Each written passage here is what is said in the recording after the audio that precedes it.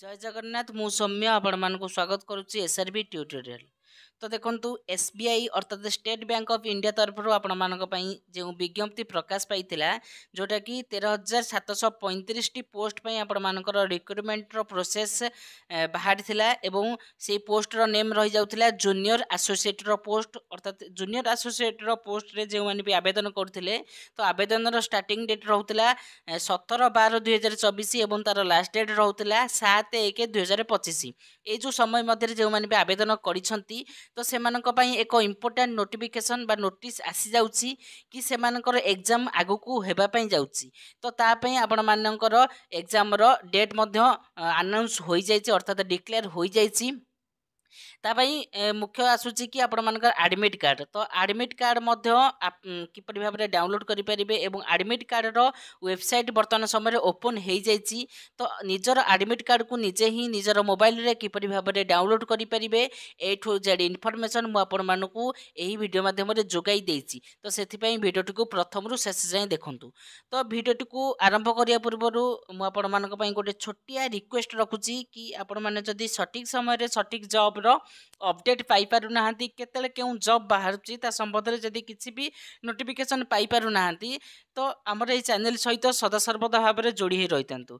कारण जेतेले जहाँ भी जॉब रो अपडेट आसिला हमर जो एसआरबी ट्यूटोरियल चैनल रहिछि तो से चैनल रे सब किछि इन्फॉर्मेशन दिया जाउछि जाद्वारा कि आपण माने सब किछि इन्फॉर्मेशन पाई परिबे। तो सेति पई हमर चैनल को सब्सक्राइब करी बेल नोटिफिकेशन को ऑन करी रखिथांतु। ओके तो देखंतु प्रथमे आपण माने मोर डिस्क्रिप्शन रे गोटे लिंक आपण मानक पई प्रोवाइड कर देछि। तो से लिंक को क्लिक करके आपण माने एही परि भाबरे गोटे पेज रे पहुंची जिबे।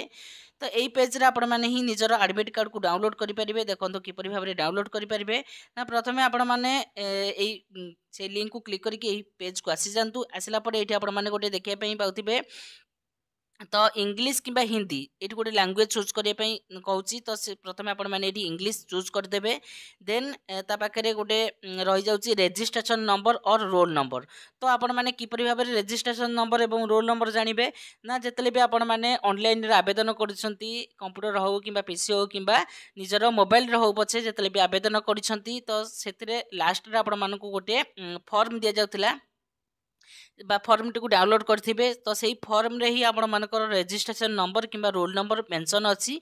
तो सेतरु ही आपण माने देखि कि एठी रजिस्ट्रेशन नंबर किंबा रोल नंबर को फिलअप कर देबे। कि परि भाबरे करिवे ना एठी आपण माने गोटे पेंसिल रो आइकन देखिया पई पाउथिबे। तो सही आइकन को क्लिक करके आपण माने सही नंबर टा को पुट कर देबे।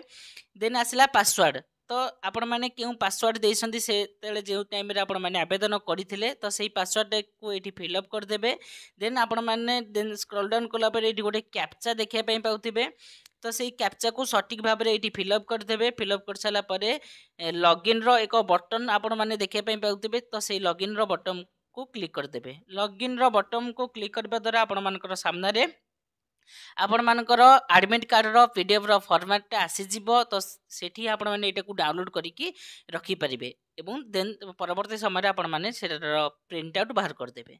तो मु दुख प्रकाश करूची कि मो पाखे सेमिति कहार भी एडमिट कार्ड नाही जा द्वारा कि मु आपण मानकु डाउनलोड करिकि देखै दैथांती कि परि भाबरे आपण माने डाउनलोड करि परिबे।